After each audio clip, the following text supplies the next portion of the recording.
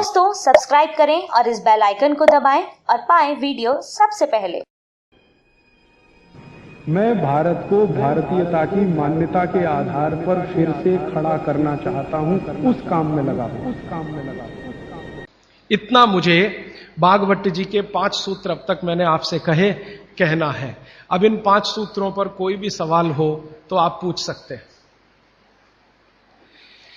मैं आपको भागवत जी के 50 सूत्र बताऊंगा अगले 28 तक। अभी तक 5 बताए। कोई सवाल पूछना चाहें तो जी पूछिए, हाथ उठाइए। और मेरी विनती है भैया कोई उठ के ना जाए, प्लीज थोड़ी देर रुकिए। ये सवाल हो सकता है आपके भी काम के हो, जरूरी नहीं है कि जिन्होंने पूछा उन्हीं के काम के, हो सकता है आपके भी काम के हो। थोड़ी देर सब रुकिए प्लीज।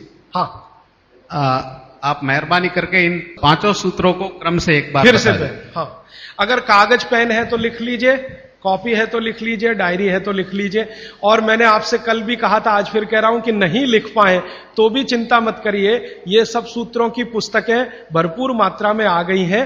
एक भाई कौन लेके आए, उनका मैं धन्यवाद देना चाहता हूं। ट्रांसपोर्ट में जाके अंजनी कुमार जी हैं, हाँ बहुत धन्यवाद आपका। ये अंजनी भाई, हमने कई पुस्तकें ट्रांसपोर्ट से भेजी थी, वो आ गई हैं, यहां पीछे हैं भरपूर मात्रा में। ये सब सूत्र उनमें विस्तार से है, मैं तो शॉर्ट में बता रहा हूं, आप वो भी ले जा सकते हैं। बाहर आज स्टॉल पर भरपूर पुस्तकें। हाँ 5 सूत्र फिर से बताता हूं। सबसे पहला सूत्र जो मैंने कल कहा था कि भोजन को बनाते और पकाते समय सूर्य का प्रकाश और पवन का स्पर्श ना मिले तो वो भोजन नहीं करना।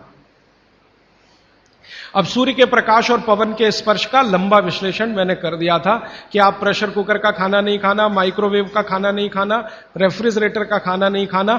ये दूसरा जो सूत्र था भागवत जी का कि खाना पकने के 48 मिनट के अंदर खाना पकने के 48 मिनट के अंदर खा लेना, बचना नहीं चाहिए। दूसरा सूत्र वो मैंने विस्तार से समझा।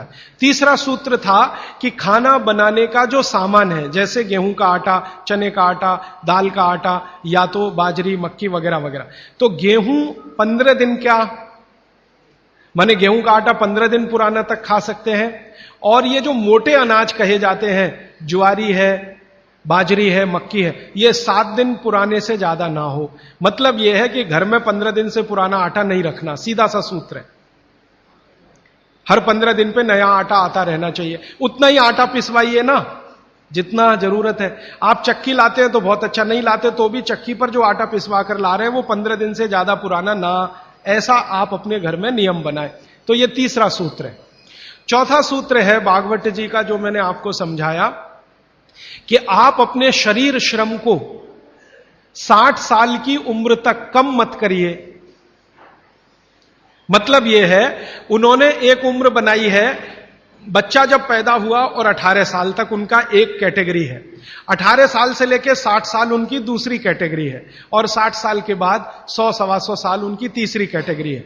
तो भागवत जी का सूत्र यह है कि 60 के आगे की जो कैटेगरी वाले लोग हैं, 60 से 100-125, इनके जीवन का श्रम कम होते जाना चाहिए, उम्र के साथ कम होते ही जाना चाहिए।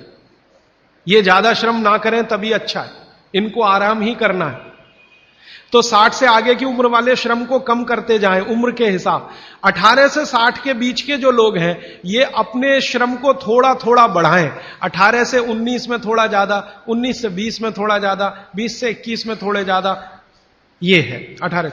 और 18 से और 1 साल वाले, माने जिनका जन्म हुआ है, और 18 साल वाले, इनके लिए उन्होंने कहा है कि इनकी उम्र जो है ज्यादा श्रम करने की वहां है जो इनको खेलने के रूप में है।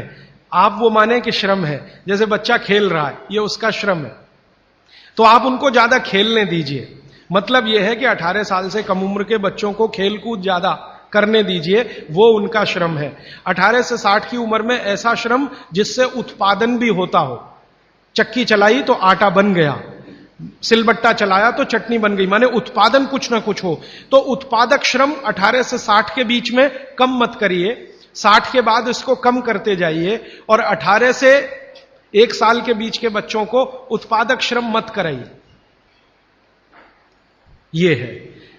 और आखिरी सूत्र, माने आज के हिसाब से आखिरी सूत्र, कि आप अपने जीवन में तासीर का ध्यान रखिए, आबो हवा का ध्यान रखिए, वातावरण का ध्यान रखिए जहां आप रह रहे हैं। माने भौगोलिक परिस्थिति, एक शब्द में मैं अगर कहूं तो ज्योग्राफिकल कंडीशंस। तो आपकी जो आबो हवा है इसका ध्यान रखिए। इसका ध्यान कैसे रखना, मैंने आपसे उदाहरण के रूप में कहा था कि भारत गर्म देश है और कनाडा ठंडा देश है। गर्म देश के लोगों में हमेशा वात की प्रबलता रहती है, शरीर का दोष है, अब उसको क्या करेंगे, वात की प्रबलता रहे ही, पित्त और कफ आपका हमेशा कम रहेगा। इसलिए भारत के लोगों को वात के रोग सबसे ज्यादा है। भागवत जी कहते हैं कि भारत के लोगों को लगभग 70 से 75% रोग वात के हैं, 12 से 13% रोग पित्त के हैं और 10% रोग कफ के हैं। कफ के रोग हमारे यहां सबसे कम है, पित्त के थोड़े ज्यादा, वात के सबसे ज्यादा, क्योंकि हम गर्म जगह रहते हैं। तो आप ध्यान रखिए कि गर्म जगह में ऐसे काम मत करिए जिससे वात बढ़े। जैसे मैं आपको एक उदाहरण दूं, माफ करिएगा ये उदाहरण देते हुए, आप दौड़ लगाते हैं, रनिंग, इसमें वात सबसे ज्यादा बढ़ता है। हमारे यहां आजकल एक फैशन आया, मॉर्निंग में दौड़ो, दौड़ना नहीं है, चलना है। चलने और दौड़ने में अंतर आप समझते हैं। दौड़ने में ऊर्जा बहुत शरीर की, गर्मी बहुत शरीर की बढ़ेगी और वात को बढ़ाएगी। वात बढ़ेगा तो ये घुटने बहुत जल्दी आपके थकेंगे। आप देख लो जितने हिंदुस्तान के रनर है ना, रनर 100 मीटर दौड़ने वाले, 200 मीटर, 35 साल के बाद किसी के घुटने काम नहीं करते, सब बैठ गए। मिल्खा सिंह को मैं मिला हूं, वो कहते हैं यार उस समय जो मैं दौड़ गया ना, अब पता चल रहा है कि उसका क्या असर। परमानेंट डैमेज हो गए हैं दोनों नी जॉइंट्स मिल्खा सिंह के। तो भारत दौड़ने वाला देश नहीं है। माने सुबह आप जाओ तो मॉर्निंग वॉक के लिए जाओ, रनिंग के लिए मत जाओ। जाओगे तो वात बढ़ेगा, बात बढ़ेगा तो तकलीफ आए। तो भागवती जी बहुत गहरी बात कह रहे हैं, जहां रहते हो वहां की आबो हवा और तासीर को ध्यान में रखो।